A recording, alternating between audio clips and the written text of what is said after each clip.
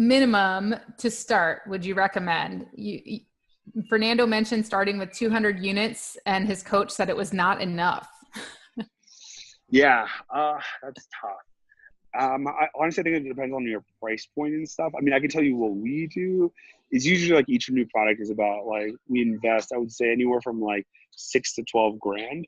I don't like that's, probably on the higher end, but I would say usually about like 1,000 units, give or take, for like a lower price product is probably what I would say. Like if your COGS is around $2 or $3, I would probably tell like a student like, yeah, maybe get about 1,000 units.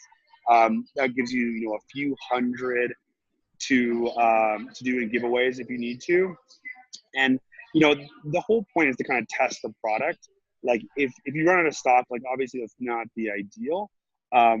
But it gives you like at least like confirmation that it's a good product, and then you can definitely order a lot more like the next go around. Cool. Got it. Perfect.